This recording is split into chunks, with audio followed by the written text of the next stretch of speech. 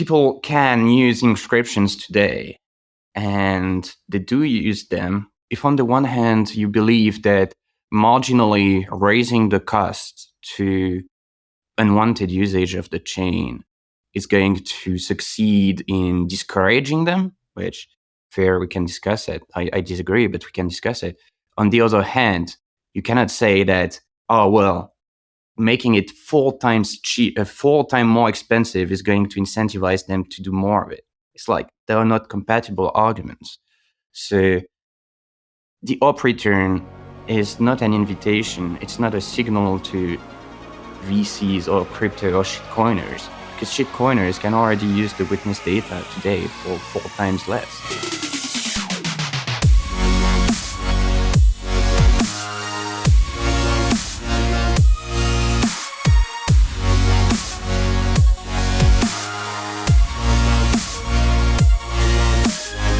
What is up, guys? Welcome back to Bitcoin Audible. I am Guy Swan, the guy who has read more about Bitcoin than anybody else you know. This show is brought to you by the Human Rights Foundation, and I just want to point you to their amazing Financial Freedom Report. It is the best resource for what is going on in the world, for what tools there are available in Bitcoin to be able to use money and to have financial freedom, even in the face of authoritarian governments. Like, what are the important developments happening around securing financial sovereignty for people? It is absolutely one of those resources that I always put in my database so that I can go back and I have great references and to just keep up regularly. You can follow it on Nostr. I read it pretty much every week on Nostr, and the link in the details will be all right down in the show notes. And this show is also brought to you by Synonym, the makers of PubKey and the BitKit wallet. This is mobile and Lightning, your keys, your coins, and it just works. If you haven't gotten in Lightning yet, if you haven't seen how easy this can work for you, check out this wallet. It's a super intuitive interface, and I've just loved their design. And I'm also really excited. There's some movements and some announcements happening with PubKey soon. So hopefully that'll be more open for people, and I will see you guys up there. Links and details, all that stuff will be in the show notes. But today we have a chat episode with Antoine Poinsot. He is a developer in Bitcoin Core contributor and works with or gets compensated by Chaincode Labs. And we talk a good little bit about his history, because I was actually just curious where his background was, what led him into Bitcoin, what is it about Bitcoin that interests him. But he reached out to me on Twitter and wanted to give the argument for why he supports the removal of the up return limit and the removal of the configuration option as well. And because there's so much viciousness and talking past each other and claims and personal attacks, I really wanted to get him on the show to just have an honest go of it, just to sit down and have a conversation, because I think communication sucks balls right now in the Bitcoin space. And I mean, it generally always has, but I would like this to be a place where we can cover arguments and we can not be afraid to steel man, and that we can actually just agree to do what is best for Bitcoin. And I think Antoine is one of those people. I think he wants what is best for Bitcoin, and I think we just kind of disagree on the direction and why. So I decided to bring him on the show to make his case and hear him addressing the concerns or where he sees the major mistakes in the debate. So with that, let's go ahead and jump into our conversation with Antoine. This is chat number a whole bunch. I don't even know where we are now. Antoine and Bitcoin Core. Well, dude, welcome to the show. Welcome to Bitcoin Audible. Good to have you here, man. Yeah, good to be here. Thank you for lending me the microphone as well. I appreciate it. Yeah, for sure. Yeah, I mean, as much as I have a very strong opinion about this topic, obviously. But I also have no problem, like my opinion isn't based on, I'm not trying to win my side for the sake of my side. I think that my stance is important to Bitcoin, and obviously I think both of our goals here are for Bitcoin to be the best that Bitcoin can be, right? You know, Yeah. and so much of the discourse is just such garbage, because everybody's incessant on claiming that because they are certain their opinion or their tactic or their their reasoning is the best for Bitcoin under their context, that the other side has to be evil.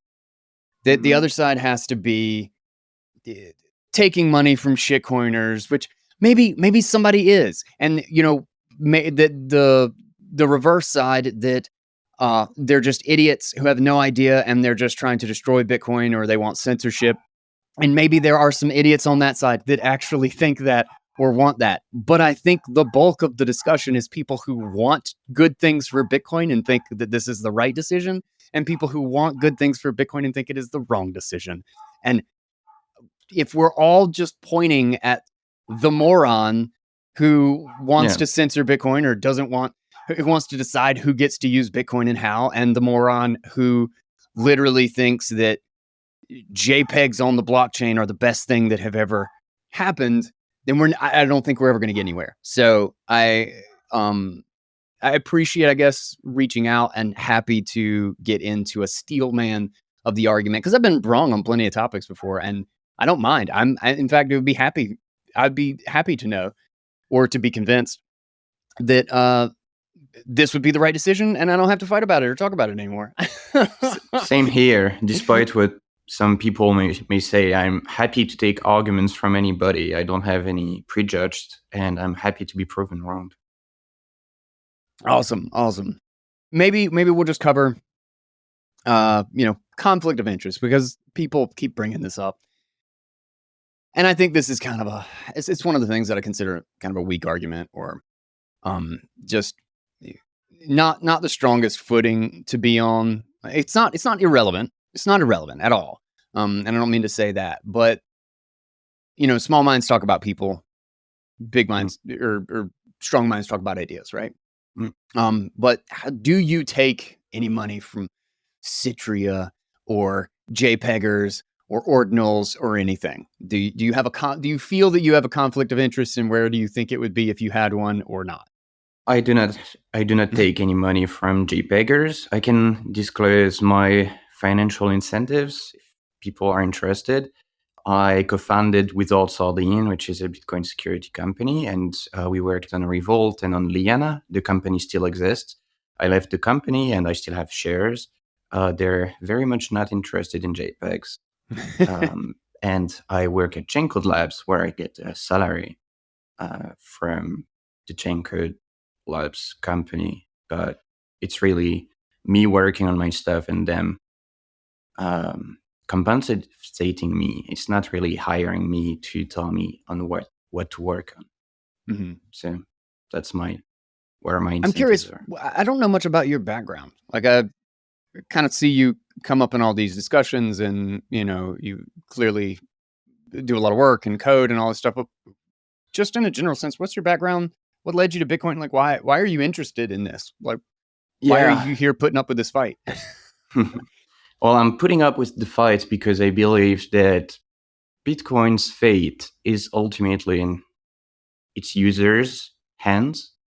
And I'm not even convinced that Mechanic is ill-intentioned or whatnot, but I think he spread a lot of misinformation that was accepted way too quickly by Bitcoin users. And I believe that if we ever face real attackers, the level of critical thinking would not withhold for long.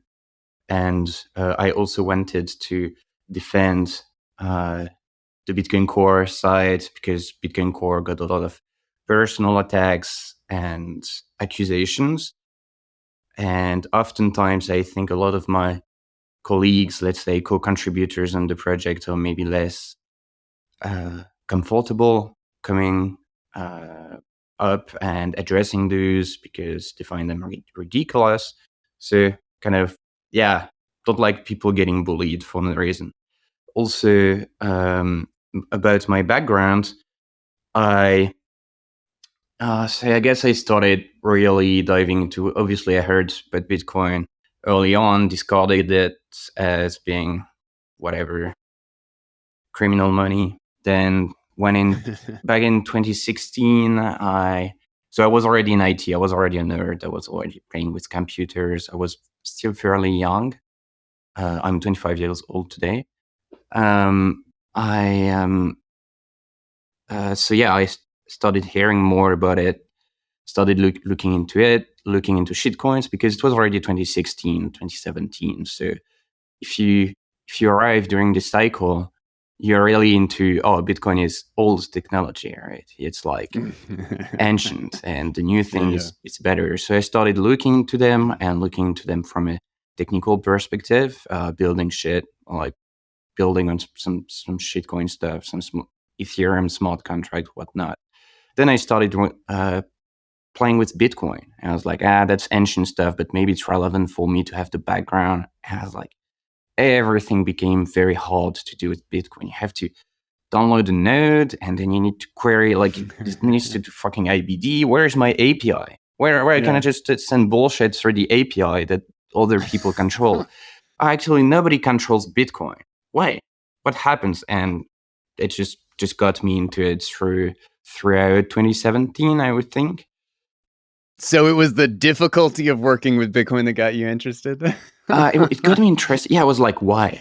But why? Yeah. But why? And then keeping asking why, I just stumbled upon more and more information about why it was this hard. And then obviously it led me into the more ideological stuff, which I very much aligned with.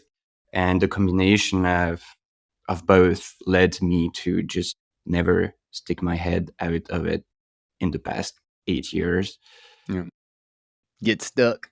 Oh my God, it's been 8 years, 2017. Yeah. Dude, wow. Why does it seem like that was like last year? Yeah. Anyway. And yeah, so briefly, I started working locally. So I started trying to found a company with other colleagues in France. It was hard to make money with Bitcoin at this time. We did some consulting of like anybody wanted their potato blockchain for whatnot. So we basically got paid for saying to everybody that they don't need a blockchain for that. But still couldn't quite make revenues with it. So it led us to start selling Bitcoin for cash and buying cash for Bitcoin. I felt like I really enjoyed doing it. It was really not a money-making business. I spent way too much time for not enough revenues. It's called Bitcoin Lyon, and it was acquired last year by Bull Bitcoin. Oh, no kidding. Oh, cool. So that was my first company, and managing a bunch of cash in Bitcoin. Obviously, you start getting pretty worried, and the paranoia kicks in. Yeah, and that's not uncommon in France. And someone approached me to build a prototype for Bitcoin Vault. It was Kevin Loic, the founder of the Breaking Bitcoin, building on Bitcoin conferences. Yeah. And this guy was like, I got this idea from Brian Bishop's design. I modified the design. Can you build me a prototype? Because I'm not a developer. I was like, sure. And it was great. I was paid to do actual Bitcoin development. So I started doing this. Maybe something I forgot to mention. At the time, I was working on my cash Bitcoin thing. I was contributing to Core Lightning. It was 2018, 2019. Okay. I worked a bunch on Lightning at this time. And then eventually Kevin and I would found Without Sardine. So to build Revolt, which is a Vault protocol for Bitcoin, a Vault architecture, using only what's available today, the tools in Bitcoin, because who knows what new tools will there ever be, if there is any, in the future. So we wanted to do the best we could with the existing tooling. There was not as much demand for Vault as we wanted, so we pivoted to Liana, which is a wallet for inheritance. The wallet still exists. The team is still actively developing it. I think it's becoming quite good now. And I left the company. Then it was 4 years of Without Sardine. So during those 4 years, I slided more from Lightning toward Bitcoin Core development. And eventually I got hired by Chain Code Labs, poached from Wizards Sardine, basically, to work full time on Bitcoin open source. That's what I wanted to do. So, well, hell yeah, that's a journey. That's a journey. Congrats. Congratulations. Now you get to deal with this bullshit drama about up return. yeah. Yeah, this has been, it's funny too, because like this has been one of the most contentious issues since the whole time, like way back in, what was it, 2013 when the debate like really kicked off. Like you could argue that this is like one of the first wars, quote unquote, in Bitcoin. Or it's always been a thing. It's just always been a thing. So, and that was always that was what got me when I first saw it. I was like, oh man, this is gonna blow up. This is gonna be like everybody's gonna be pissed about this. So this is gonna steamroll for weeks.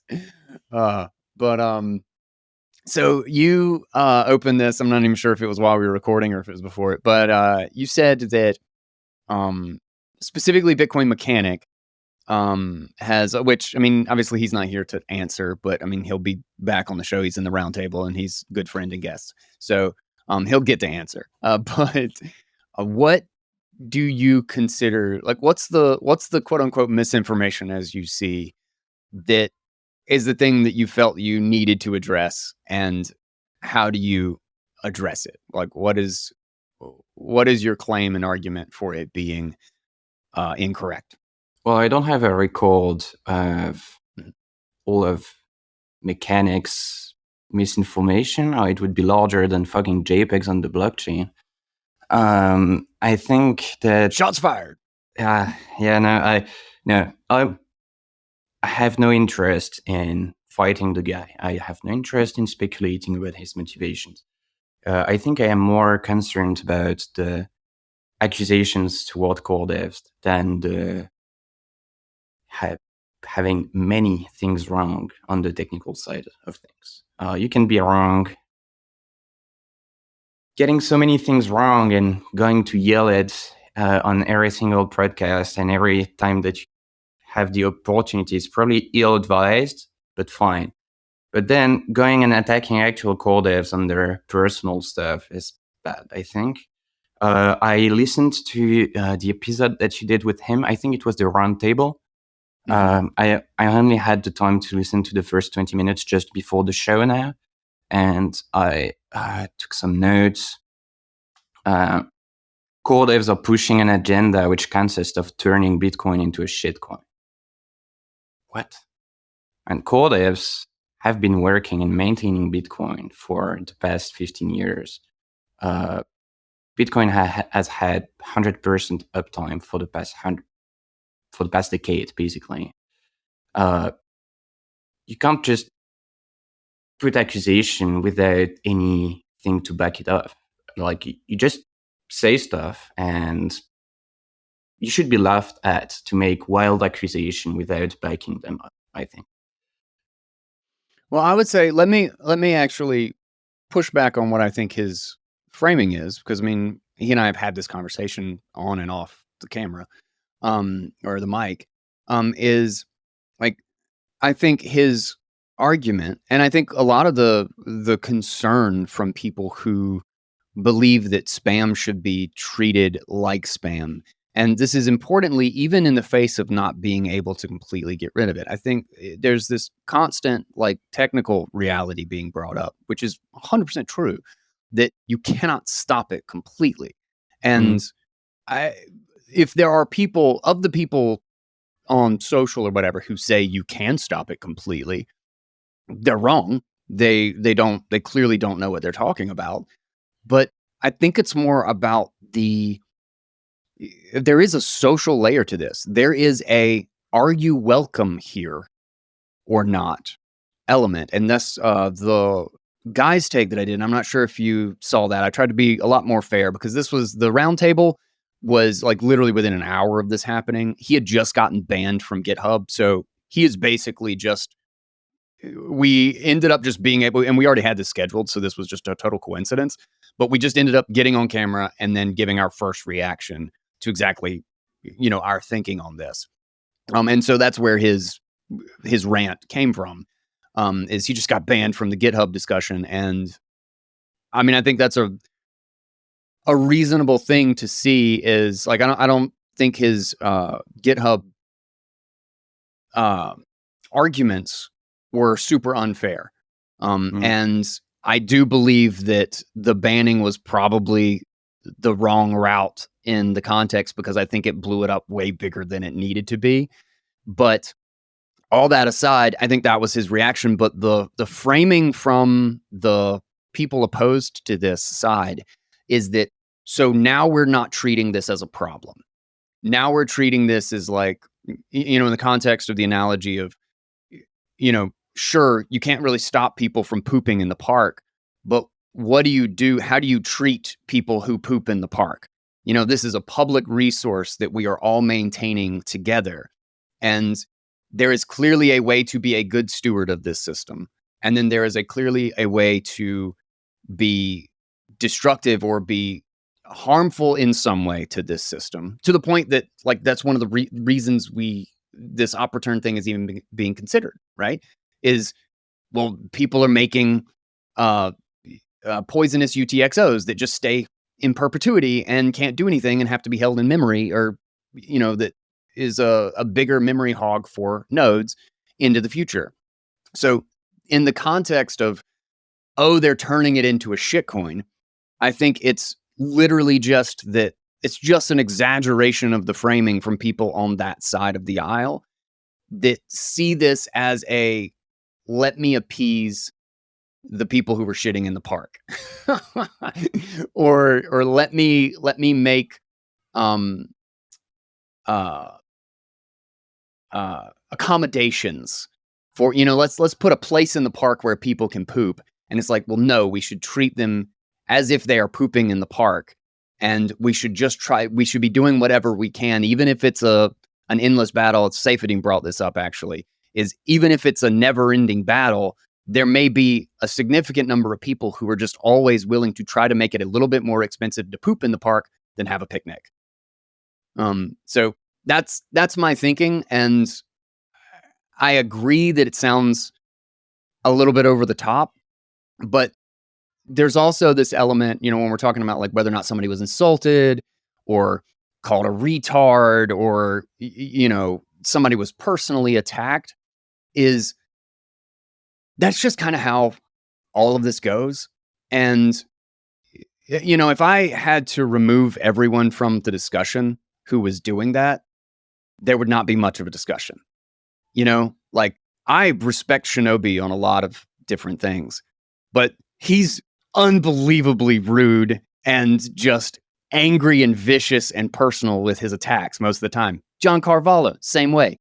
Respect the hell out of his opinion on a lot of topics, but he's a complete ass sometimes. Like, I have a lot of people who I respect a lot who are kind of shitheads when it comes to personal attacks or trying to be diplomatic about the conversation. So I'll just say that I think there's an element of, we just kind of have to get over the personal attacks, especially with Bitcoin Core, because there's going to be so much like passion.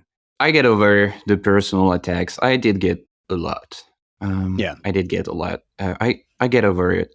I'm just saying that in the same way that as a community, we've been fairly toxic to shitcoiners and people promoting shitcoins because they're harming people that are less informed, and they're actively steering people toward something more harmful. We should treat the same people that are treating people that are less informed away from something that is beneficial to them. And so I do think that it is harmful to a lot of the community, and I think it's harmful to Bitcoin, and that's why I'm reacting to it. And I don't think I think it's also a euphemism to just say that it's over the top mechanics. Like, I've got a screenshot here. Bitcoin Core actively sabotaging Bitcoin from passivity in the face of attack to active participation in the destruction of Bitcoin. It's like, how does anyone take this guy seriously? It's like, hey, it's like random guy shows up and he says to newbies, hey guys, don't stop listening to these guys that have been maintaining Bitcoin for decades. And just download my executable and run it with your Bitcoin. No worries. That's going to be fine. It's like, no, fuck no. I would personally agree that like that's well over the top. Like I don't think this is the end game for Bitcoin either way. In fact, mostly it's a nothing burger. My problem, and this is the one that I brought up at the end of the guy's take, was that I think the big problem is that on the social layer, when it comes to like VCs and crypto, I fear this will be seen as an invitation, and that they'll be like, "Oh, Bitcoin is friendly to us now. We don't have to do this like obnoxious and like difficult way to do this." And while at the exact same time, which I'm sure we'll get into this again in a second, is because there's no monetary incentive for them to use op return because of the discount being given to the witness, is that I don't think we'll have anybody who's using inscriptions or stamps or anything now switch to op return. Yeah, no. But I think we very could get a new group of crypto people coming to be like, now we can use op return. Let me show you this cool thing I can now do on Bitcoin. And VCs, please fund me for my new project. I think it brings more funding and more focus on using Bitcoin in a way that we specifically don't want to use Bitcoin. I'm interested in digging into this argument if you'd like, because I don't really find it compelling, because people can use inscriptions today, and they do use them. Well, they stopped using them until we revived them by blowing this out of proportion. Yeah, they seem to profit off the drama, right? Yeah, exactly. It's like, if on the one hand you believe that marginally raising the cost to unwanted usage of the chain is going to succeed in discouraging them, which fair, we can discuss it. I disagree, but we can discuss it. On the other hand, you cannot say that, oh, well, making it 4 times more expensive is going to incentivize them to do more of it. It's like, they are not compatible arguments. So the op return is not an invitation. It's not a signal to VCs or crypto or shitcoiners, because shitcoiners can already use the witness data today for 4 times less. So I don't see how it's at all relevant to the discussion around op return. My thinking is that it's not that it's a financial incentive to do this, like monetary, like, oh, well, now it's cheaper, because obviously it isn't. And that's also why I don't think, I wonder if this has any effect either direction. Because again, if somebody is going to be using it, they're going to want to use inscriptions because it's cheaper. Mm-hmm. Even though it's collectively more expensive from the context of maintaining, like being a steward to the blockchain itself, to the time chain. So, but to me, it does send a purely social signal of, am I going to be fought if I try to do that? Because right now, I think VCs or like crypto people who are trying to build on top of Bitcoin, they feel like, or at least I want them to feel like, and Udi probably would be the better judge of this, because he's actually kind of in the community who are JPEGing. And his post was really interesting on it, is that he said that there is this sense that it is more difficult, they have to go out of their way, and that it is unwelcome on Bitcoin. And that's not like quote unquote, but it was kind of the way he described that in his thread. And I fear this would be a social signal, obviously not a monetary incentive in the sense that like op return is cheaper, because like you said, it's not. But that this would be a social signal that Bitcoin is no longer going to be trying to get rid of this.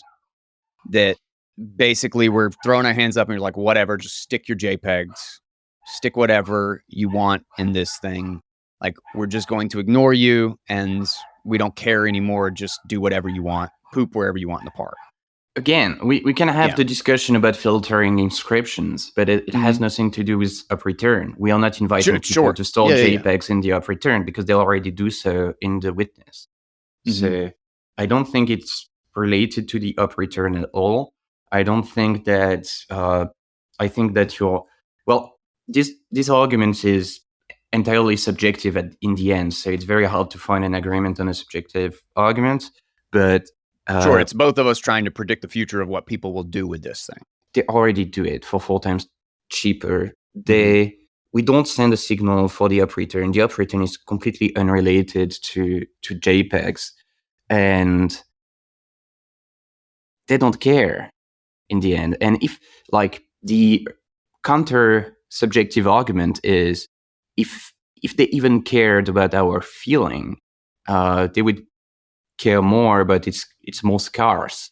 Like, someone did a 1 megabyte up return fucking JPEGs the other day, just to show that they were able to do it today with or without cores changing its limits. And it's like, it's just fueling the meme to try to do something about it, showing that you're powerless, that the emperor has no clothes. And it's like, if anything, it would fuel their meme and make them stay alive longer. I think the drama absolutely does that. And I thought a lot about this because, and this is one of the reasons why I think a lot of people say this is not a technical discussion. And then basically people on the other side of the aisle say it's only a technical discussion, is I think a lot of this is actually a discussion of economics. And that's why there's so much difference of opinion, or so vicious of a difference of opinion about a lot of this stuff. Because without a doubt, the drama increases the value. You know, like you said, like somebody being able to stick 1 megabyte op return into the chain is a ha, look what I can do. And it is specifically because people are paying attention to whether or not you can do that right now that makes that viable. At the exact same time, I think that is more of a play off the drama, just kind of like, you know, if I make a tweet about op return right now, if somebody does that, if somebody's sharing something about op return right now, it'll get tons of posts. But if you did this 2 months ago, or you do it in 3 months, nobody's going to care, right? Is that like there's just more activity and interest around a topic. And I think the economic discussion, because I thought about this a lot, and this is where I think the right discussion is that this is an economic discussion. Is, are we creating a Cobra problem, or are we creating a issue like oh my God, like the ivory trade in Africa? Is there were a number of governments who actually went like super hard on poachers and trying to get ivory out of the market. And what they did is they found this stash from a bunch of poachers of like an ungodly amount of ivory husks. And the idiots proceeded to set it on fire as like a statement. And what they actually did was increase the price of ivory like 4x in the market. And because it suddenly got the flow suddenly just stopped.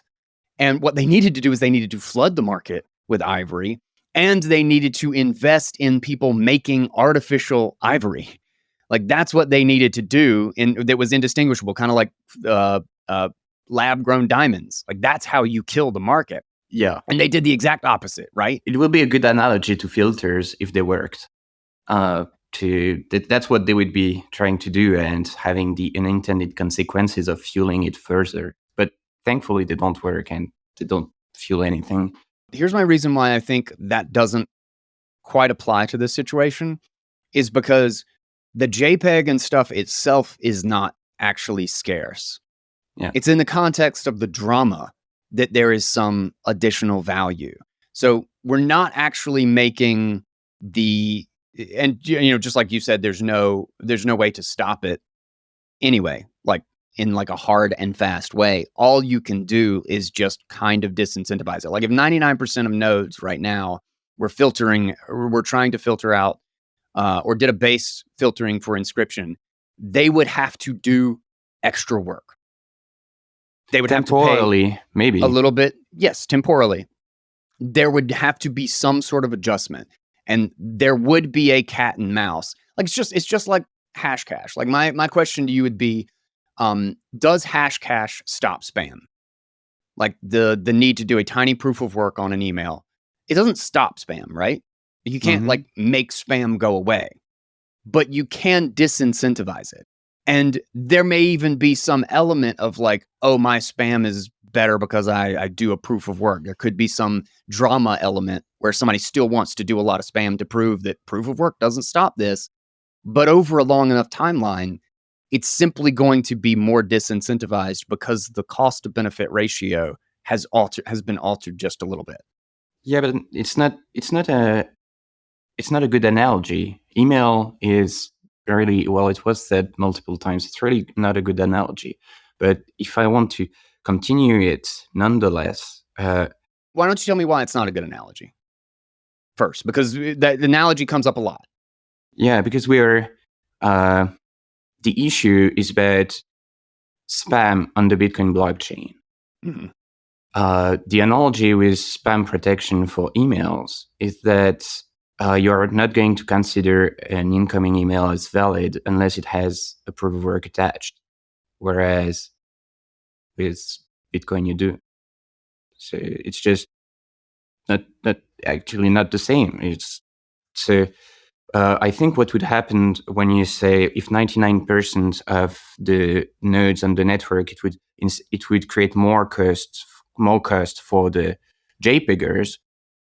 Where I can agree with you is that if there is like almost no economic demand for using the chain with inscriptions, probably they would just go away. And that's actually an argument that I gave in my write-up as well.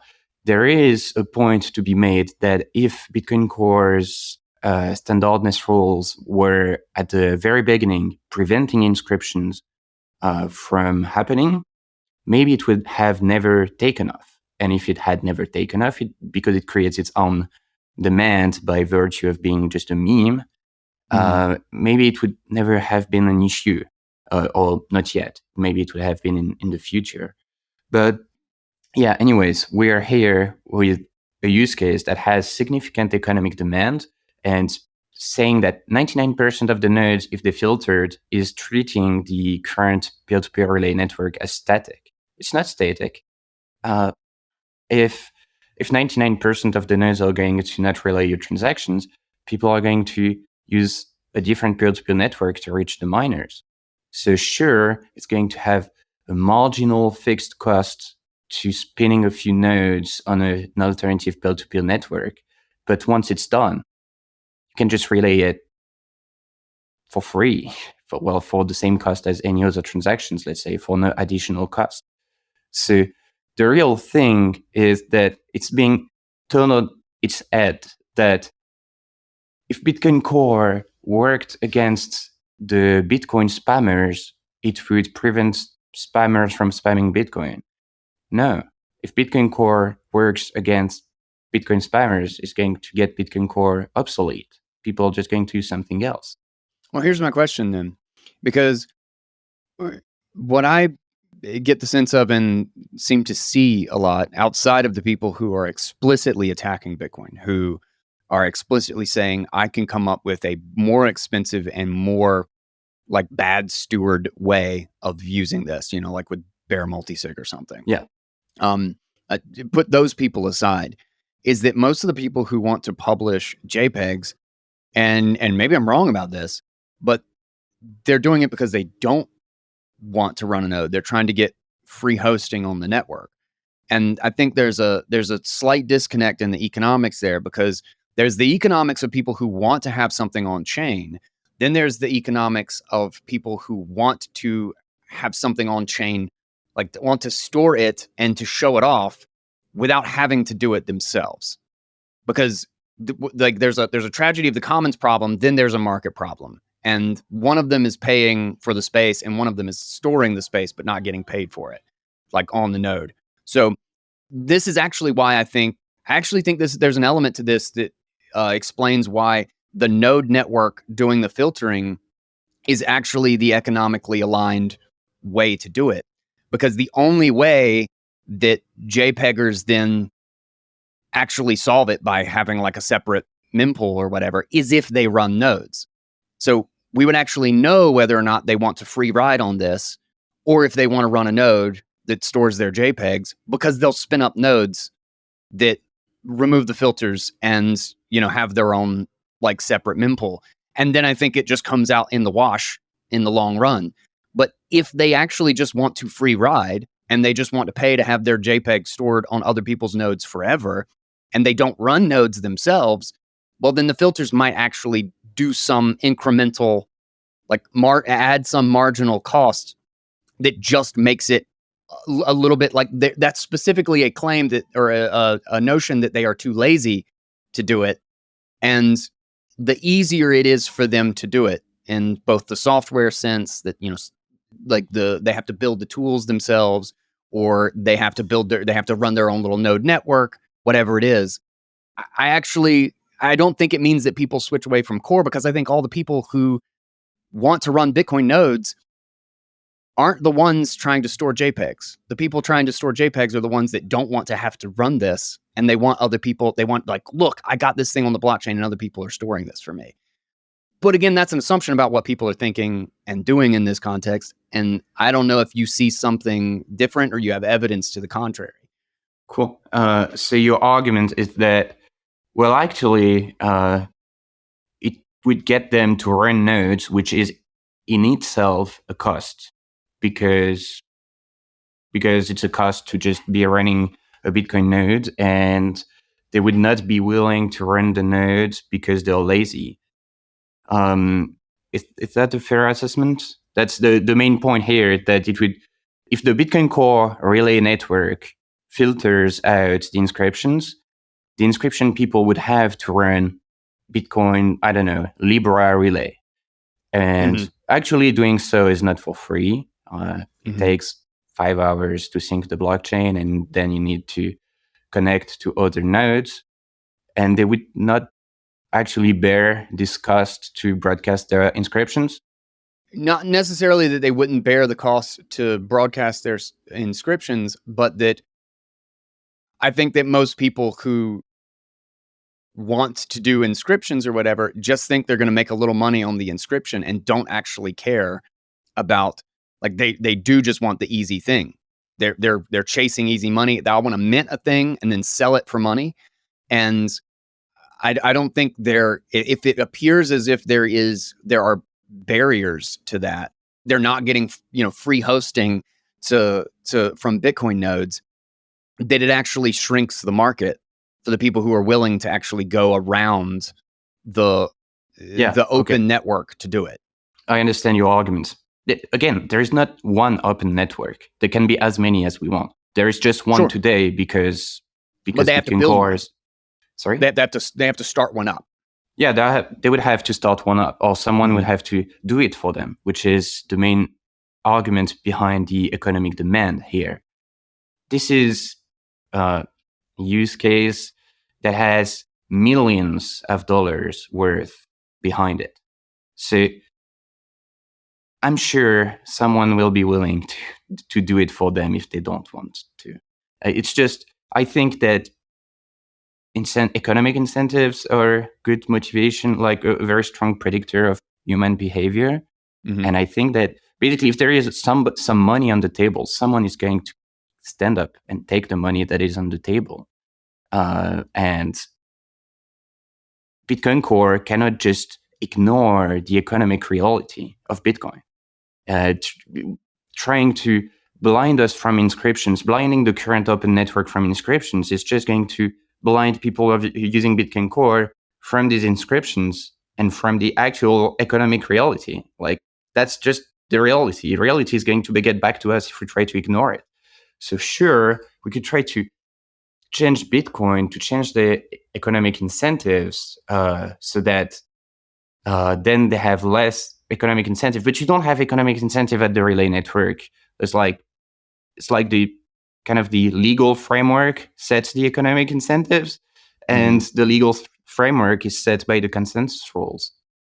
I got a question for you. So, first off, what's your general opinion? Are you kind of ambiguous to it, or do you actually see it as a negative? Like I specifically refer to it as being a bad steward of the network, right? Do you see it as a negative for people to post JPEGs and this sort of stuff on chain, or is it purely like when they have unspendable UTXOs, there's a cost here, and so like that is purely from the network perspective that has a cost, but the JPEGs in general, what's your take on that? Non-monetary use cases of Bitcoin, maybe the better way to put it. I think I don't like it because it's usually related to scams. I don't like scams. Therefore, I don't like JPEGs too much, but they don't worry as much. Like, for instance, there were these schemes to store wallet descriptors on chain. I think it's completely a bad idea. But it's also something that I care less about because it's not directly related to a scam. I think I'm concerned about the weird incentives it could create surrounding meta protocols. Like if most of the economic activity is related to other protocols than using Bitcoin to make payments, it can skew the incentives of the network. Unfortunately, meta protocols are not like related to arbitrary storage on chain, as was demonstrated by ordinals. They just take some actual Bitcoin or regular UTXOs and assign a different meaning to it. Nothing you can do as long as people want to take part in the collective hallucination. It can happen. So that's where I'm most worried. I'm annoyed at scam. I'm worried about miner extracted value, and I'm frustrated that nobody actually wants to use Bitcoin. Like, it would not be a discussion if the average next block fee rate was 200 sats per VByte for the past years or two, because the large arbitrary data that they're storing on chain is like large data. Therefore, the fee rate would severely impact them much more than someone from making 5 sats per VByte to 20 sats per VByte would obliterate so much of that market. Yeah. No, I'm actually less concerned. A lot of people talk about this, is that like, oh, people aren't using Bitcoin. And I'm significantly less concerned for what's going on chain. Like, obviously, if this trend continued indefinitely, it would be a concern. But I really don't think it is, because I just don't think we have branched the market. I think everybody still thinks about this in the context of retail, and how many people are like going and using this with merchants and like peer-to-peer, like in-person transactions and that sort of thing.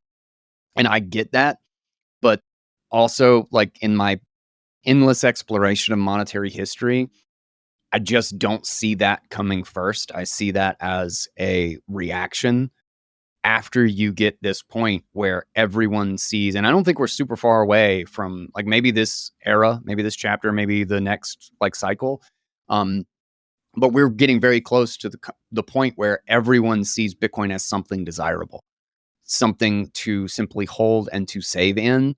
And I think that shift actually has to occur first before it makes sense for a merchant to go, well, obviously I would just accept this because I also just want it.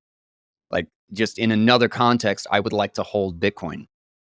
And in the context, and I'm going to do a video about this. We don't have to like get into it. This is kind of a sideline here. But I also think that retail is not the final boss. Retail is what gets solved after we fix the final boss. And the final boss is international exchange and Fedwire. It's the Bank of International Settlements and stuff, because the amount of value that is settled in those and where the imbalances and economic problems that are created, like the systemic problems are created, are in markets that move like hundreds and literally even thousands. Like I think the international exchange market is like $2.1 quadrillion per year settled. And Bitcoin is still at 3 trillion. Like it doesn't even show up on the map. And I actually think that's where Bitcoin is going, because it's about being able to make, like, you need to be making large payments. You need to be moving $1 billion for a $200 fee to be like, oh yeah, duh. And I do think that's where I think it's going to branch. I think we're going to have a horrible transition period, where it's just going to be hard, like really, really painful when we break into that. But that's the institutional, state level, corporate level introduction. Like once they get into Bitcoin in earnest and they are trading with each other in Bitcoin, that's when all of us are going to be like, God damn it, everything that I do in Bitcoin now is a pain in the ass. And at that point, I think JPEGs they'll probably be even more rare. Like, because if somebody does it, they'll have to spend literally $200,000, $300,000 to get one on the damn chain. But I do basically think it goes away at that point if it continues to be seen and adopted as a reliable, high integrity monetary system, which I think it will. I'm really not that worried about it. But aside the point, what else do you see on the opposing side is maybe either a distraction, or what other major point do you feel needs to be addressed about the context of this op return change specifically? About this op return change specifically, maybe I posted on Twitter 2 days ago, one of the mechanics redundant points with our core is contradicting itself, because they have been saying that the filters do not work for the past 2 years because of inscriptions. And now they want to change the size of op returns, which means the filters work. Well, first of all, I don't like the framing of filters. Should be just standardness rules, or maybe we could call them Bitcoin Core rules besides Bitcoin's rules. But the point that I was trying to make with op return is that it's about existing standard transactions. So people are going to make these transactions no matter what, and even with nuts, you are going to relay them. So it's just about making existing transactions just less harmful. And Mechanic's point was merging two concepts of the filters are not effective, but yet we need to change them because they are effective for these guys. The thing is that they're not effective to prevent things from going on-chain, because what regulates what goes on-chain is Bitcoin's consensus rules. They're effective to prevent things from getting relayed through the unconfirmed transactions peer-to-peer network, because this network is defined by Bitcoin Core standardness rules. It's just two different things that are defined by different things. And the use case here of the BitVM bridges, there is C3A, but C3A is just an instance. They're just the first. The BitVM bridges, they want this transaction to be relayed through the Bitcoin Core peer-to-peer network, because that's the best way to get timely confirmation, and it's the best way to prevent other people from messing with your confirmation of your transaction. But it's not properties that are valued really by JPEGers. What JPEGers want is forever on-chain storage.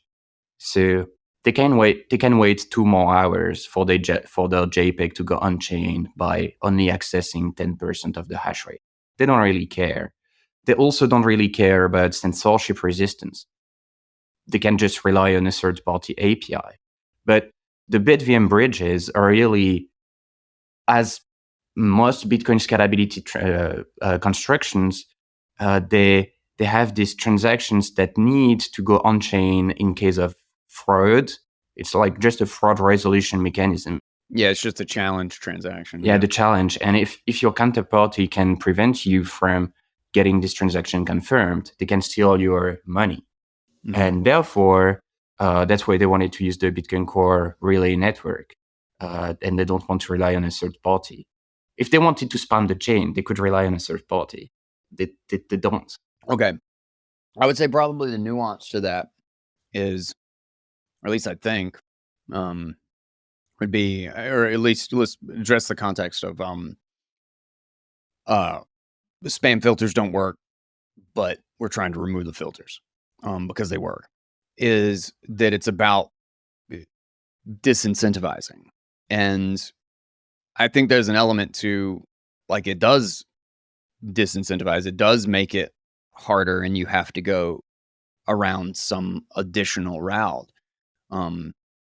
Because yeah, but it's marginal. It's so small. Of course it's marginal. Of course it's marginal. Of course it's marginal, without a doubt. And then that's, we can't, that's the whole thing of like, we can't stop it completely. But the question is a marginal cost to this worth it? And does trying to maintain that marginal cost for this potential use case, not Citria or BitVM, but for just putting crap in the block, like non-monetary stuff in the blockchain, is it worth fighting and trying to maintain that marginal cost through the different methodologies that they attempt, to the point that if they are largely ignored and responded to with just a, how do we add a marginal cost to this? How do we add a marginal cost to this? Do they just stop and give up? And I genuinely kind of think it's going to peter out on its own. I think it kind of has. And except for recently, it became the fun thing to do to troll people again. Because like we've said, the drama has added its value back. But if you look at like the fees and what they paid and like how much space they're, bidding for in the chain, is that like, back in, what was it? When ordinals and inscriptions launched, there was like huge, it was just like crazy. And then basically now it only shows up when the blocks are empty. Mm-hmm. Like that's it. And it's like, oh, we have free space. Let me mint some crap, That's one of the things that worries me about this, is that having these options opened up rather than how do we add a marginal, like the two perspectives, the two paths of how do we add a marginal cost? How do we just like make this, how do we just deal with the fact that this is here? Like those are two different perspectives and paths that we can kind of take. And my worry of going down okay, how do we just like let them do whatever? And how do we figure out let them do it in the most harmless way, is reinforcing or potentially reinvigorating we can do these things on Bitcoin. Now, I know we've already kind of addressed that, because you think no, because op return is more expensive and they would just rather use inscriptions. But there's also the other side of that, is that's also why I don't think opening up the op return really changes much. And especially with Citria, what's the bridge? What's the threshold for it's cheaper with op return and then it's more expensive, or then it's cheaper with inscriptions? That's bullshit. There was a chart that was going on Twitter where it's cheaper to use inscriptions versus op return, but it's conveniently missing bare multisig that they can already do. So it's not opening a new way that is cheaper for standard transactions. So the threshold is. I'm not even sure I saw this chart. But okay, what's sorry. no, you're fine. Is there a threshold? So Citria, would it actually be cheaper for them to do this with op return, the challenge transaction? Or would it be cheaper with inscriptions? Do you know? No, it would be cheaper with encryptions, but they have to use transaction outputs. Wait, they need to store 144 bytes. So I think they're right at the threshold. Okay. But they need the transaction, they need the data in the transaction output. For technical reason, it cannot be in the witness. So they are ready to bear the cost. Because they're not trying to put crap on the blockchain, because they're trying to do a fucking layer 2. Yeah, their context is a little bit different. They're not, they're trying to have some way to prove the state of a thing that is off chain. Another question, actually, and this is kind of a tangent, but I really wanted to get your thoughts on this, was, is there a way to show or demonstrate inscriptions as, like, because it's like you can look at a chain, like you can look at it and say, like, oh, this is an inscription. Is there a way to reliably see or prove that this is unspendable so that it can be dropped? Like, can it not be treated kind of like a proof of burn address, Well, it's not in an output. It's in an input. So I guess it is. That makes sense. So one thing you can do technically could be, well, I hope I won't be confusing people into thinking it's a good idea. One thing you could do is that once it's just a witness, and the witness data is only useful to verify the validity of the transaction. Once you have validated, you do not need to store it anymore. So you could just prune all the witness data from your disk if you're concerned about your disk. But you're not concerned about your disk generally. You're more concerned about the active state that you need to maintain to validate new blocks, because it's going to increase your cost of validation. Like, your on-chain storage is not increasing your cost of validation, and it's bounded by Bitcoin's consensus anyways. But so you are concerned about what goes into the chain state, into the UTXO set. Inscriptions do not go into the chain state. Okay. So technically also, that's another thing I noted in the podcast you did with Mechanic. It was like, it makes it harder to run nodes. It's not true.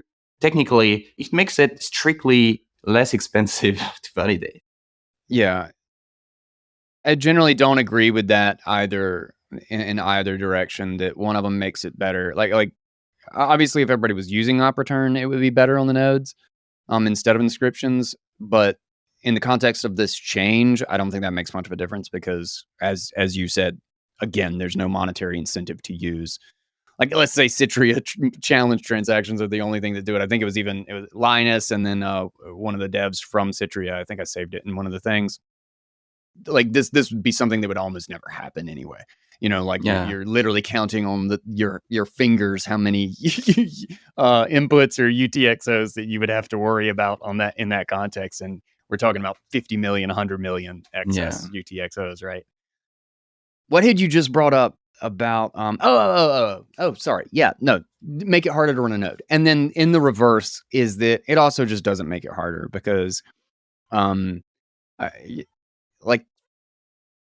theoretically, like, the idea of bloat and extra UTXOs that don't need, you have 51 million extra UTXOs. Yes, that makes it harder to run a node.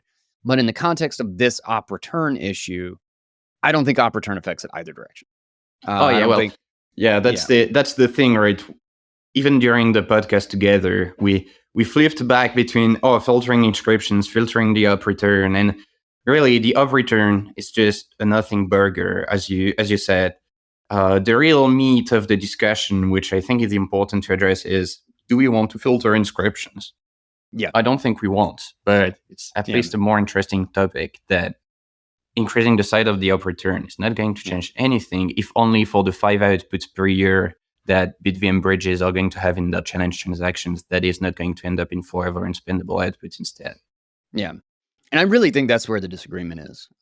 That's certainly where the passionate two sides of this aisle are.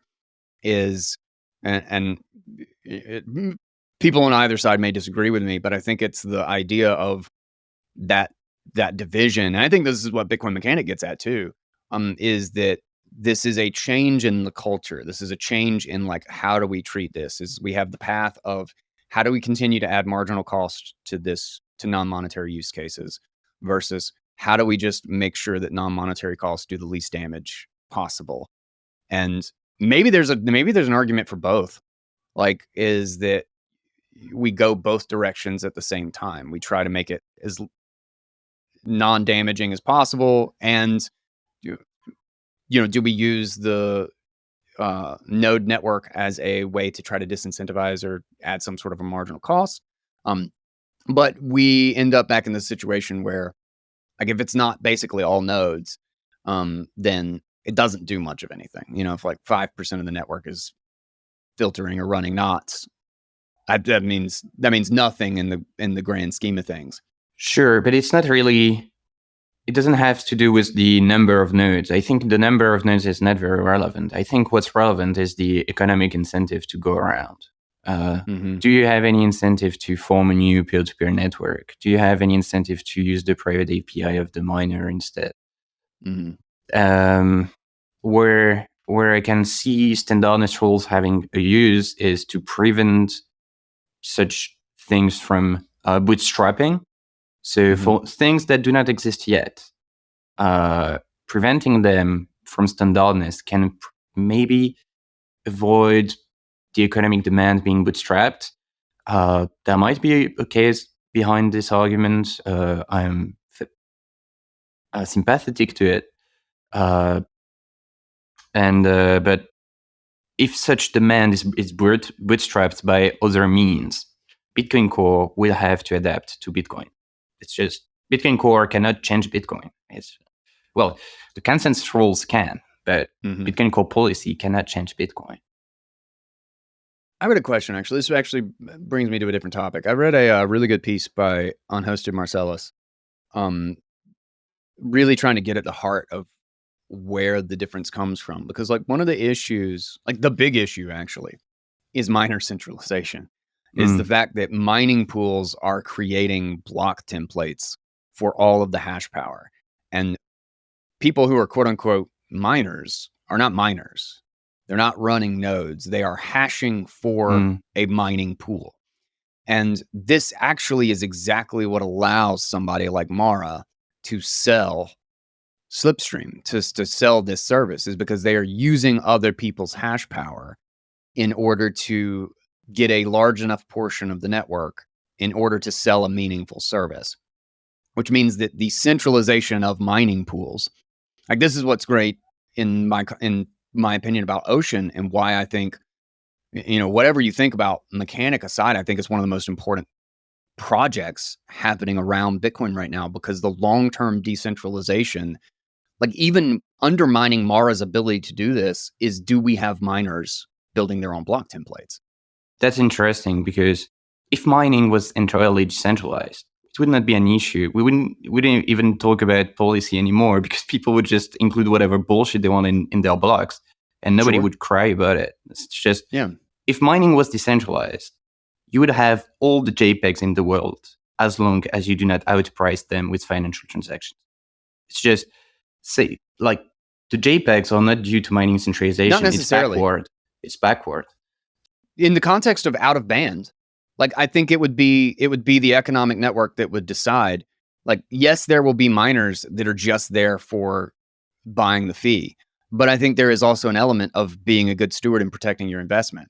Because my case for this is that, like, a lot of people have said for a long time that if Bitcoin enabled all of these other things, or invited crypto back and let them make shitcoins and stuff, that Bitcoin would be, let's say the whole crypto market is like $800 billion or something, and Bitcoin is $2 trillion. Well, if we embraced all of that stuff, well, then Bitcoin would be $2.8 trillion and there would be no crypto.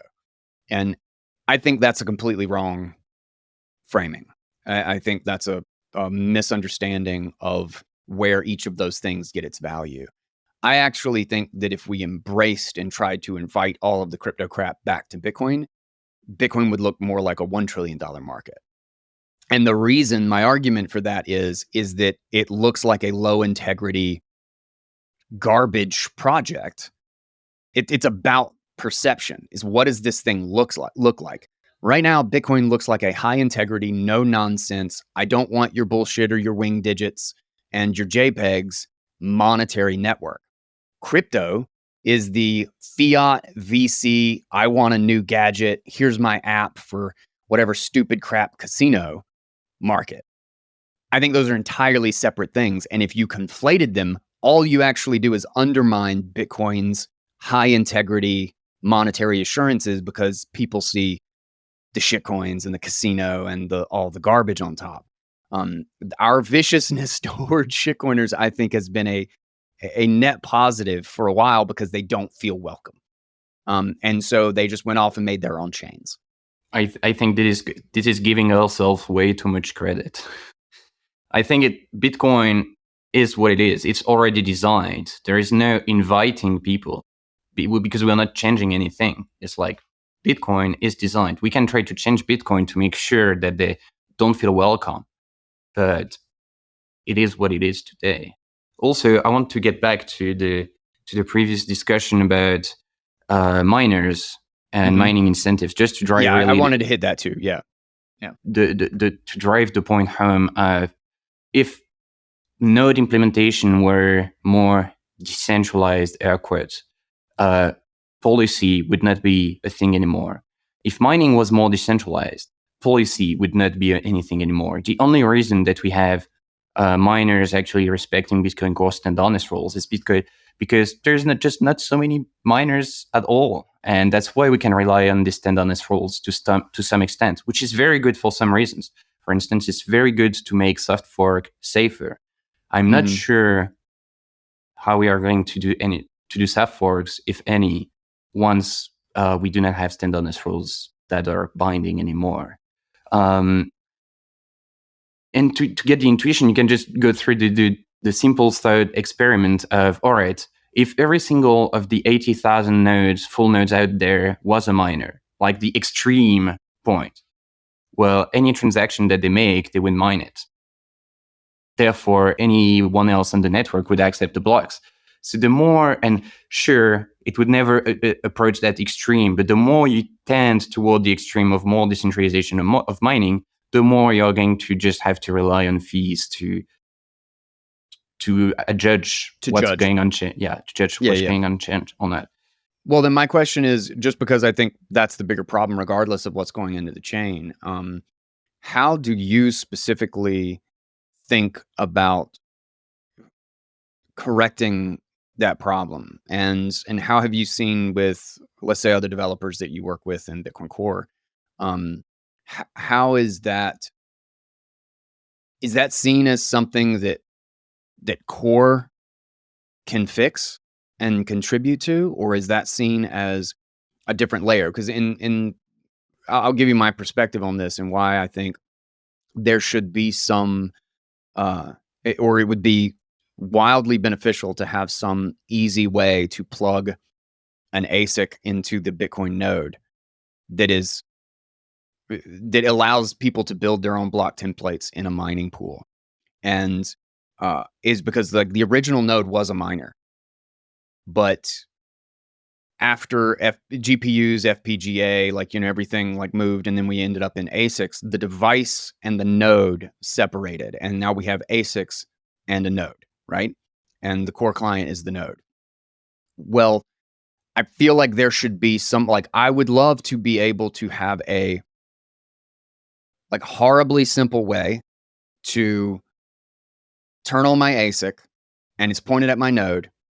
And then whatever the mining pool is, Ocean in this context is the only one where I can just use my node and datum and build my own block templates. And I am a miner. I am sharing the payout, but I am the one running my node. I am setting my own policy, which right now is just whatever. It's just the normal template. I don't or I guess whatever the default is with knots, but I don't even think it's filtering unless I actually tell it to. But I did update the knots before all of this, actually. I see that as like a core function of core. And I'm curious how you think about it, and or how the conversation in the core development community is in regards to the responsibility or the thoughts about that decentralization problem, and Yeah. are mining pools a part of that conversation? Yeah, absolutely. I think that mining centralization has been a core concern, no pun intended, forever, and is still at the heart of most discussions. So it's been a discussion even with the old guard of improving block propagation, of trying to adapt the standardness rules to the Bitcoin economic demand to not incentivize private submission to miners, because private submission to miners increase the cost of entry on the market. If the market is more sticky, there is more opportunity for miners to censor transactions. And there is many discussions nowadays around, well, and then you have Bluemat that worked on Stratum v2, and you also had, this is also a recurring topic in the staff fork discussions. So not the Bitcoin core part, but the broader Bitcoin development part with miner extracted value. And Yeah. With regard to Bitcoin Core itself, for instance, there's been this Stratum v2 initiative. Shore's provost is leading the initiative of implementing a Stratum v2 bridge and the necessary components in Bitcoin Core. It's been actively worked on. Russ from Chaincode is also working with him on this. It should be ready to be used soon. He's been working in close collaboration with Demand, the new pool. So with Demand pool, in order to try to get people to onto this new protocol whereby if you want to mine, you can create your own templates. However, I'm not sure how much is going to help with pool incentives, because pooling incentives are financial. They're not technical. So you can create your own templates all you want. At the end of the day, you're only going to mine on those that the pool is rewarding you for mining. So it's not like the power is still in the mining pool's hands. The protocol is better because we designed the protocol in a certain manner. It's probably going to increase the cost to applying some censorship, maybe, but it's going to be marginal because the incentives are really that you're just going to mine on what the pool is paying you at the end of the day. Yeah, this is why I think you have to compete with a pool, but the technology has to be able to has to be there to actually plug that in, because most miners, like a lot of miners that at least I know, are kind of like they're the blue collar workers of the Bitcoin space, right? They're the guys who had an oil rig, or work on their cars, kind of thing. They're the mechanics, so to speak, of the Bitcoin space. Less the I'm going to run custom software via my terminal, and and that's why as well. Financial incentives is what matter here, because most people starting up farms and mining farms, they don't even want, like, some people went there to them and tell them, oh, you have enough hash rate, that variance of income is not going to be that much of a concern for you. Why don't you just mine your own blocks? And they're like, it's easier for me to just use the pool, and the pool fees are not worth me investing the time into setting the pool software myself. And you're like, yeah, these guys are not going to be running specific nodes with specific templates. Maybe if we do it for them, and that's what Shores is doing, that's what Bluemat has been pushing for. But at the end of the day, they're all going to have very different concern from Bitcoin Twitter. They're all going to be, I want to pay my bills, I want to pay my employees, I'm going to mine these blocks for these fees, no matter if I'm welcome on Bitcoin Twitter or not, right? As long as it's valid by consensus, they are going to take the fees. I'm curious what is it just kind of like a sunk cost in like Stratum V2 has been in works for a really, really long time. I remember like the first piece I read about it, like, good God, I don't even know, is really early on in the show. And as I understand it, it's kind of bulky because Stratum wasn't originally designed for that specifically. What's the thought around, is it mostly just we've been working on this specific one for this length of time, and so we want to finish this out? In the context, like in comparison to using Datum, which, as I understand it, or at least if you look at it, it's a much smaller and more it does one thing protocol. Is what's the reason for continuing to push with Stratum V2 rather than just using Datum? On the specifics, you would have to ask Shores and Blumat. Gotcha. Yeah. Not able to speak too much on the topic because I'm not well informed on the specifics. But the reason for continuing to push on anything is because someone is doing it. Like Shores didn't ask anybody's permission to just do it, and so he's doing it. Even if you want more details into it, people were not happy about the way he was doing it. So he just picked it up, and then people pushed back, and this way of architecturing the code is going to cost too much to the project. So he went another approach. So it's really, why is it being pushed forward? Because Shores is working on it, and because there is some pools working with him. It. Yeah. Can just do stuff. That's fair. You can just do stuff. Okay. Let's see.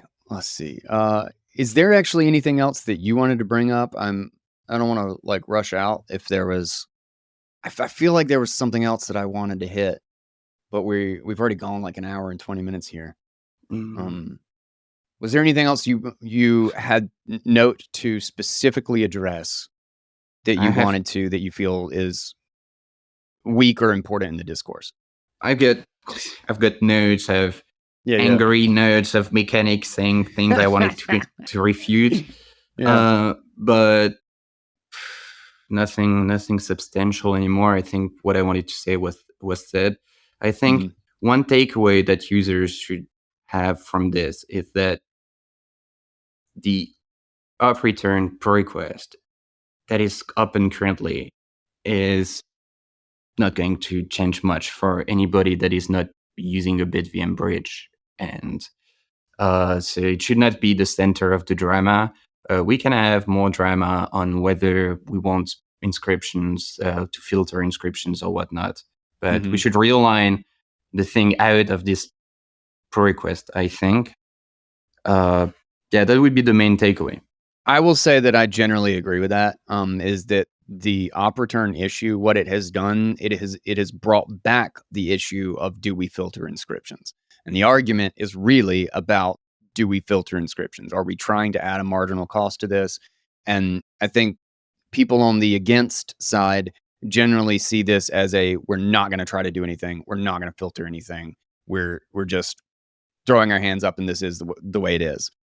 And that is seen as a negative course of action.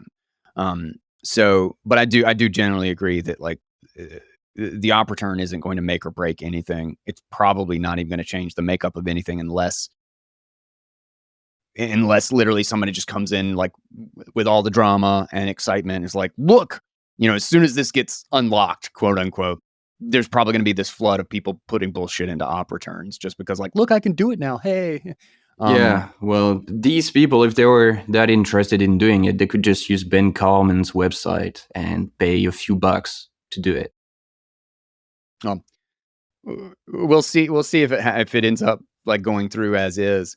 But I will ask about the idea of deprecating it and whether or not, because I think another big part of the issue is this idea that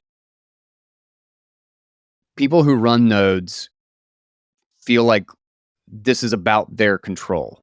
Hmm. This is about them running their network as they see it. They are running Bitcoin.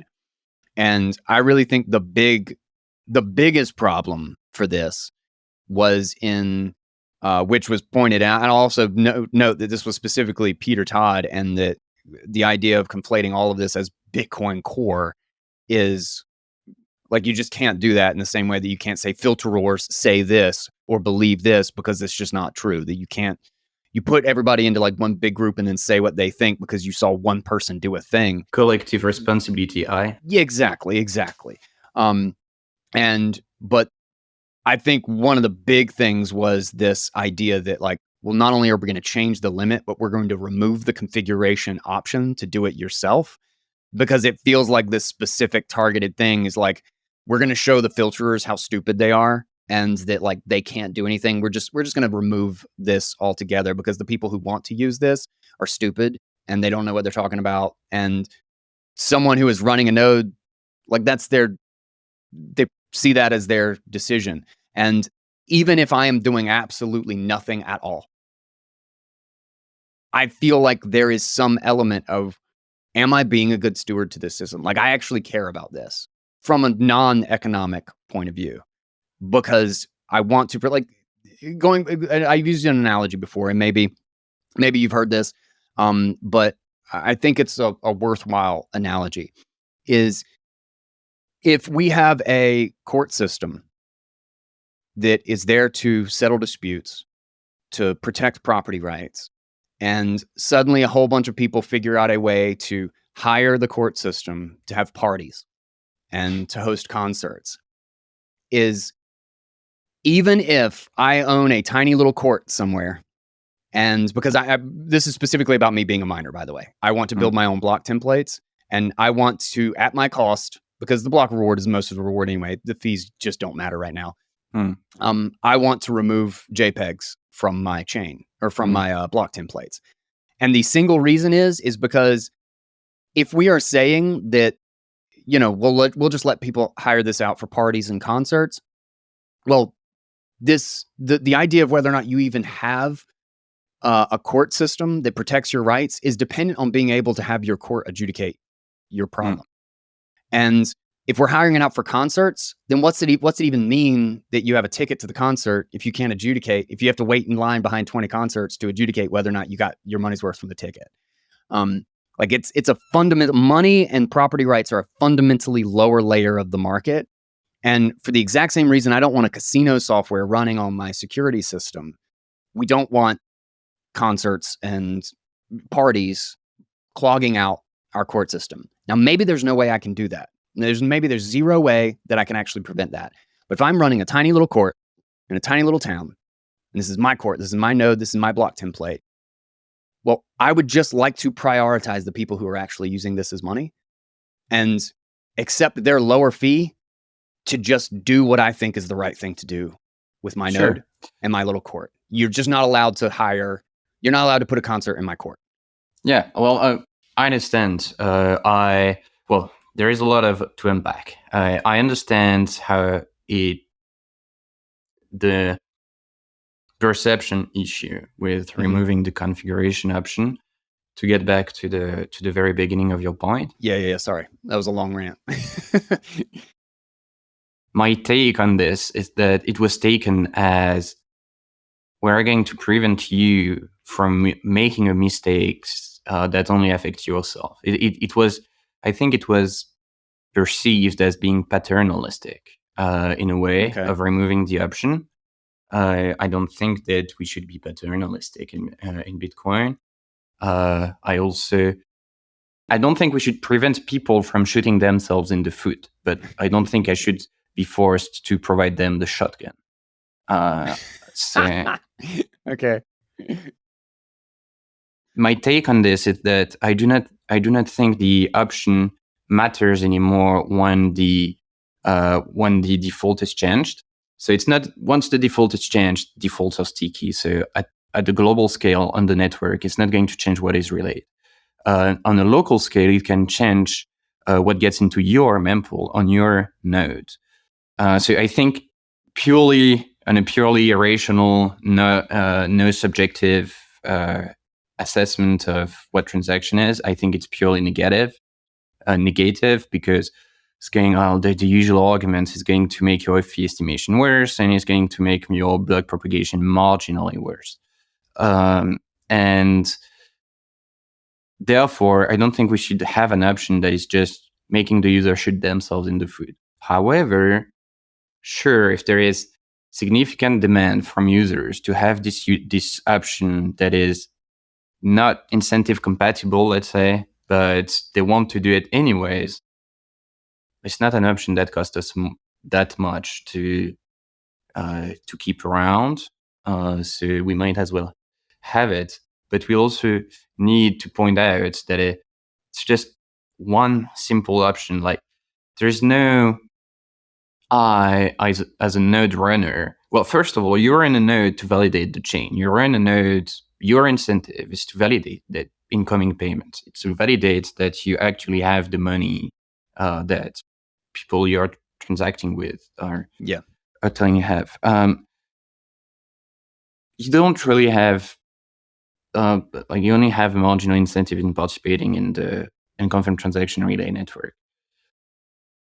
But it's also the case that there's basically no other knob, no other options to tweak your mempool policy, for the simple reason that we can't make everything configurable. It's going to make a nightmare of the implementation for no reason. And Bitcoin Core generally also assumes rational actors because we cannot cater to every single use case. And we try to, already getting one use case right is already a good thing. And we'll try to get the use case of rational miner, trying to not be an attacker, trying to be a good steward, but still rational to try to be, I think it matches reality. Nobody wants to be an asshole, but as long as it doesn't cost them too much.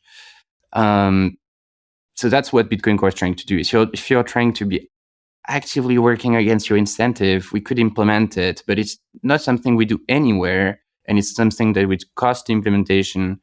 So it has to be balanced on a case-by-case basis. There are people that are arguing in favor of doing it. On the pull request, for instance, Martin, my colleague here at Chaincode, said, whatever, they would not be maximizing their return, but if people want to keep the option around, I'd rather take this pull request over the other one that removes it. So yeah, it's like, it's not a consensus. I strongly argued in favor of removing it because I felt like just keeping it was trying to appease people that objected as if they were child. Like just saying, oh no, I believe you're wrong, but I'm just going to do it so you stop yelling. And it's not the communication I want to have with Bitcoin users. Like, no, if I believe I'm right, I'm going to state my arguments until you prove me wrong. So, but it's not like, again, there's no one mind thinking alike on Bitcoin Core. There are various contributors. It seems like the consensus is around keeping the option for now. It's still marked as deprecated, but we'll see what happens. Gotcha. Yeah, I think you actually mentioned in something else that there are things that were marked as deprecated that actually never got removed versus things that, after 1 decade of deprecation of the RPC user and RPC password option. That one, yeah. Vladimir, who goes by Mara now, removed the deprecation instead of removing the option. So yeah, but to be fair, sometimes they do get removed. Most of the time they do. You know, I'll actually push back because there's an element of like this idea of rational versus irrational is, I think there is a short-term rational and irrational and a long-term rational and irrational, because there are two different economics of what you're maximizing and what you're like. Do you maximize the value and the use of the network, or do you just maximize your return in the short term. And one of the interesting things is, which I still can't believe that this, I mean, I think it will probably shift with time, because it just takes time for this information to get to the market. And it actually seems like people are trying to be quiet about it because it is a significant advantage. But FPP miners are getting screwed by FPPS and they don't know it, like really screwed, like to the point of probably upwards of 5, even to 10% without recognizing just how bad it is, because you cannot predict exactly how many blocks you're going to have. Like there is obviously a significant margin of I'm only going to take this much, but how does that apply to fee spikes? How does that apply? Like you're just never going to be able to predict exactly how much comes in. And some of the percentages that I've seen, the relative returns, it seems significant. It seems a lot more significant than I would have suspected. And going back to the idea of like a miner being rational in this context, is it like, oh well, you can get more, or you can just build your own block templates or whatever.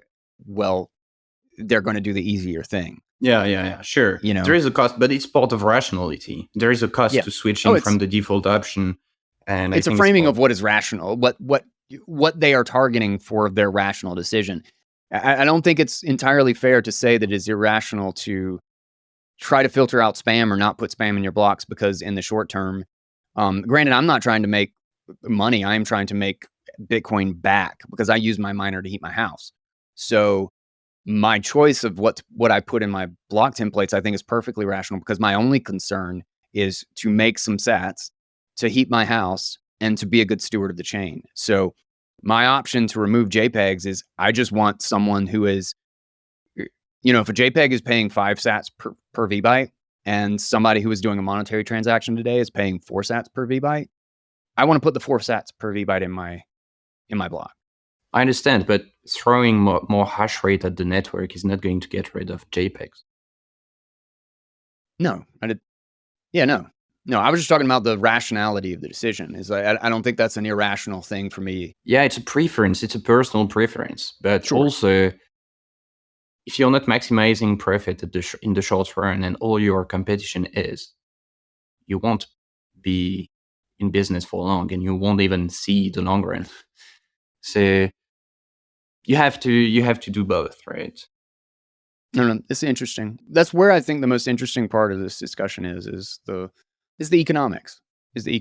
Because, and it's far more nuanced.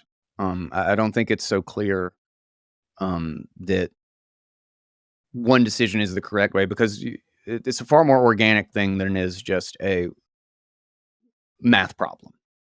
Yeah, exactly. Well, I think the main argument against, again, not the up return bullshit, just the inscription part. Yeah, the idea. The main argument that is fairly consensual among Bitcoin developers that are working in this area is, again, miner extracted value. It's just that if you push people towards direct submission to some miners, some of the fees are not going to be on the table for whomever wins a block. They are going to be only to some existing miners. Therefore, the cost of entry on the mining market is going to increase, and a higher cost of entry is going to be yet another centralization force. And we want to do anything we can to not take on more centralization forces. So, man, I'll tell you, what I'm worried about? And I've been worried about it for a long time, because I think it will make a much larger difference than anything like JPEGs and Slipstream or something. And I don't see how it's preventable, which is also why I think what Ocean is doing, and Stratum V2 as well, but Stratum V2 isn't available yet. But Datum and building your own block templates and trying desperately to get a pool to be competitive, whether it's Ocean or Demand Pool or any other one. But I also think dividing the network effect of those things is not necessarily a net positive. But the reason why I think this is so important is because block space futures.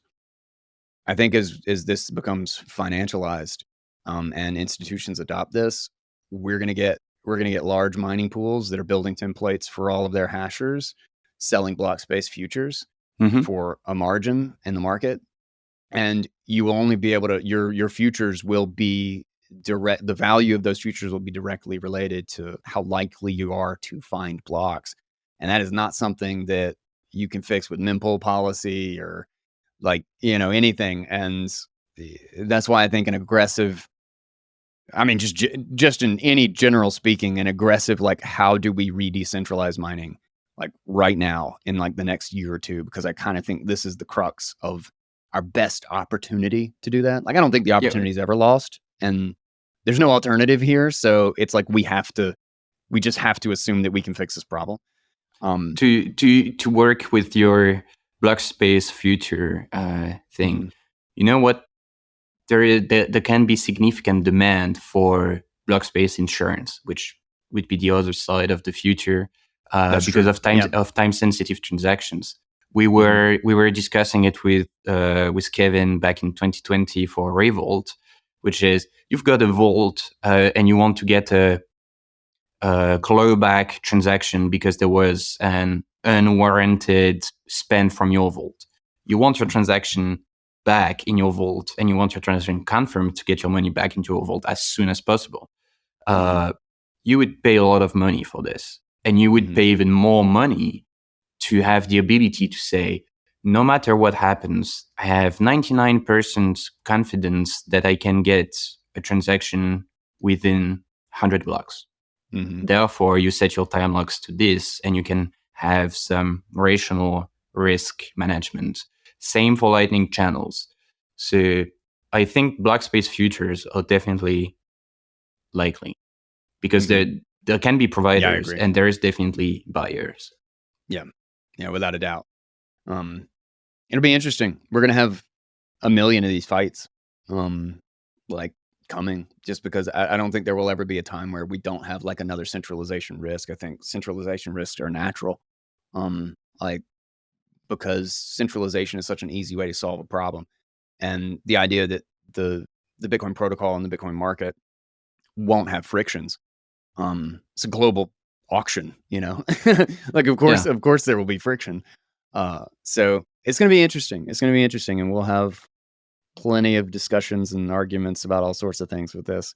I will ask one thing real quick is, what's your feelings on CTV?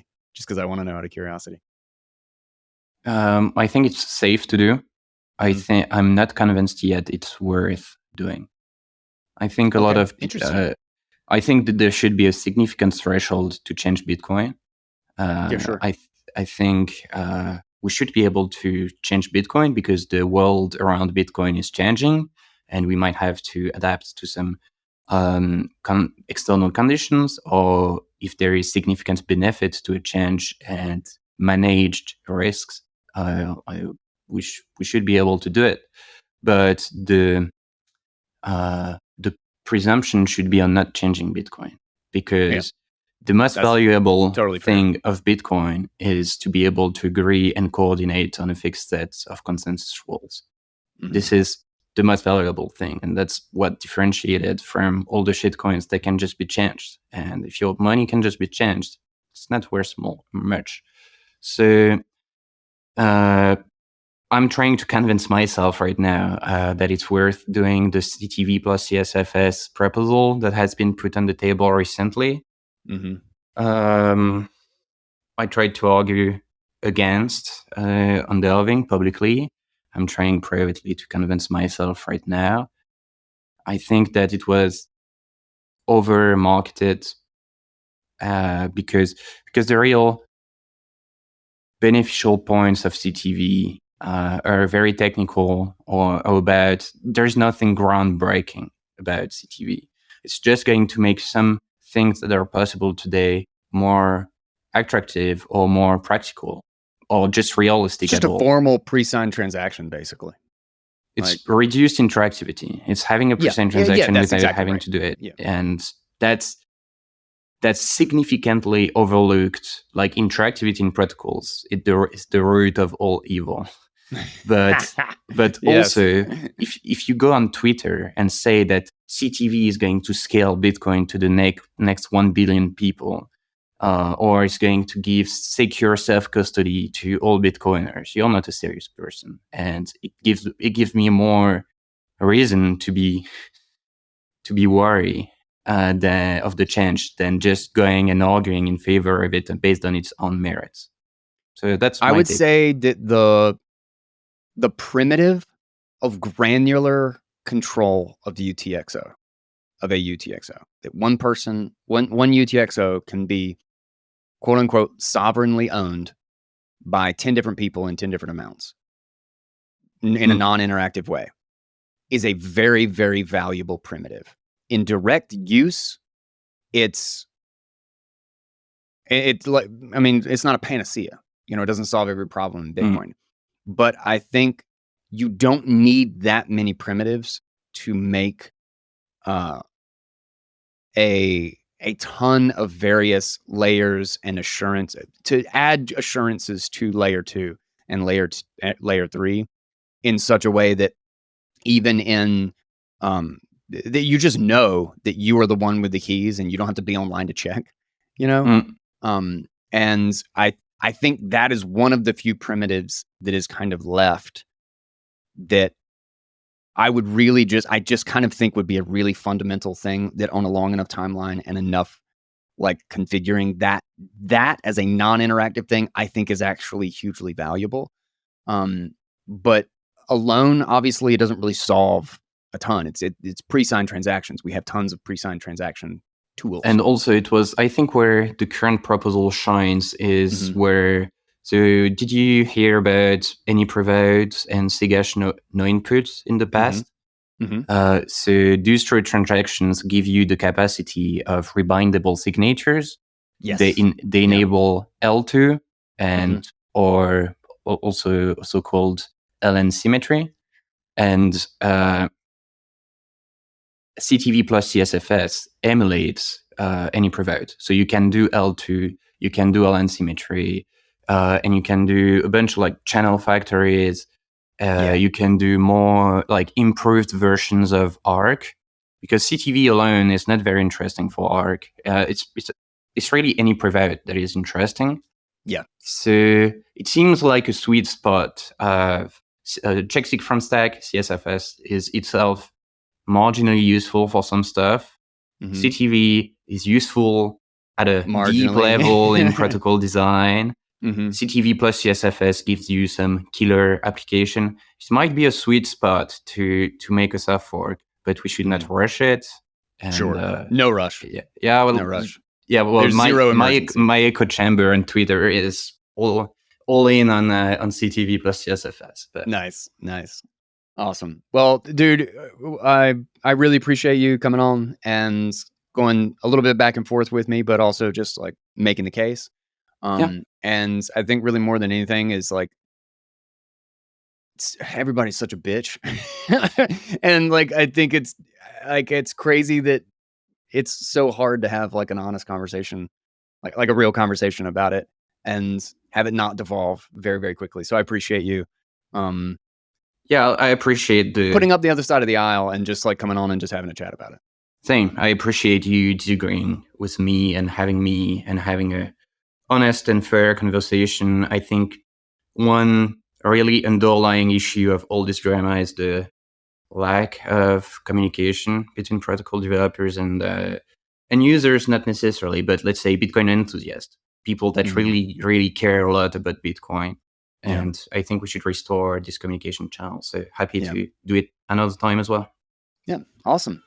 All right, man. Well, thank you. Thank you so much. And have a wonderful rest of your day. And I'll give you details. Anything you want to point people to before we close it out? I've got a blog. You got a blog? I got a blog. I shared. Send me the link. Yeah. Yeah. I'll send you the link on Signal. All right, cool. It'll be in the show notes. Cool. Thank you. All right. Thanks, man. And I hope you have enjoyed that conversation. Really appreciate him coming on and laying out the case. And also, I think there's a really good point to be made. And I think he's made this point quite a bit. And I completely agree that there seems to be a barrier. There's Bitcoin developers that are off in their space having their conversations. And then there is the Bitcoin community and the social world. And it's like only when things are going wrong or there's some big drama or some stupid thing to complain about does this bridge ever get crossed. And then it's always done in this like super contentious manner. And then everybody's defensive and yelling at each other. So I think it's a really good thing that he comes on and he is trying to increase the communication and trying to cross the bridge there to bridge that divide between, the various people who care about Bitcoin.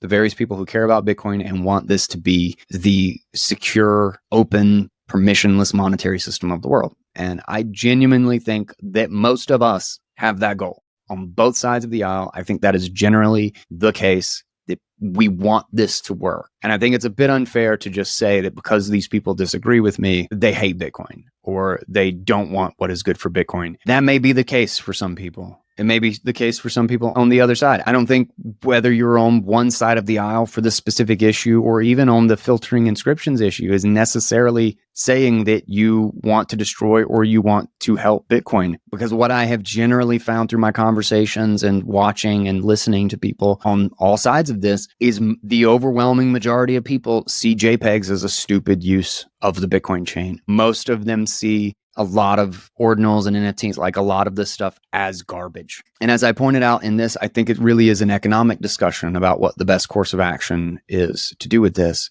and much less a math problem and more a how will the market respond? What are the economic incentives? And it's not clear cut. And that's why I think it's worth having the discussion and like really hashing this out and focusing on how are we treating this? What are the economic realities and what are the trade-offs versus the sovereignty considerations as to what people are doing with their nodes and what mempool policy is and whether this is broadly good for the network, bad for the network, or most importantly, good for Bitcoin as a monetary system for the world. So hopefully you found some value in that as I did, and I'm happy to hear pushback or reinforcement or just your thoughts on this, because again, that's where I think a lot of us have gone wrong, is like bad communication. And, as much as Antoine, I think, especially in the roundtable, because it was a very emotional reaction in the first, it's just a bunch of us guys getting together and shooting the shit about like what we think about this. I actually think Mechanic has been very reasonable and good about his arguments generally. I don't remember hearing any personal attacks in the hour-long rant he did on filters and the intricacies or the nuances of this conversation that he posted on Twitter. But I actually appreciate Mechanic in a similar way that I appreciate Antoine coming on the show, is that I think he's been very open to actually countering and having the conversation with people on the other side of the aisle. And I think we need more of that. Less personal attacks, more conversation. But also, if there are personal attacks or insults, that's just kind of the reality of it. And I do not think we should outright dismiss somebody's opinion or reject any good point that they are making because they're quote unquote toxic. Like, I'd have to not listen to a lot of things that Saifedean says, a lot of things that Shinobi, and like I mentioned in the conversation, a lot of people who are very vicious and extremely opinionated about what they think and not very diplomatic in how they put it out there. I do not think that is a reason to not listen to somebody. It might be a reason to not have a direct conversation with them, but I want to hear a good point if it is a useful point to be made. So hopefully this show is helping to make that the case. With that, thank you guys so much for listening. Don't forget to check out the Financial Freedom Report newsletter from the HRF, and also just support the HRF and follow them and everything that they're doing. They're an amazing organization and mad respect. They've done some amazing stuff. And also check out Check Your Financial Privilege by Alex Gladstein. Gladstein has tons of great stuff, books, articles, like you name, just tons of writing and content. The reason you should check out his book actually is because when somebody tells you that Bitcoin is for criminals or Bitcoin has no use case, tell them the story of Roya Mahbub or Evan Morari or Farida Nabarema. These are real people on the ground whose lives were saved, protected, changed for the better in a massive way because of Bitcoin's existence. For people who are so spoiled that they do not know that monetary and financial freedoms are a rarity, are something that most people in this world do not have. Tell them the truth of it. And that is a fantastic book to see the true picture. So support them, check that out. And of course, check out the BitKit wallet on-chain and Lightning in a simple design. If you want to be able to onboard somebody and send them their first Bitcoin or Lightning payment, this is just a super intuitive and simple wallet to do that makes sense. So check them out. And Antoine's blog, all of that good stuff. We'll have all these links and goodies down in the show notes. And I hope you guys enjoyed this episode. And don't forget to subscribe, to share it out with everybody you know in Bitcoin. And I will catch you on the next episode of Bitcoin Audible.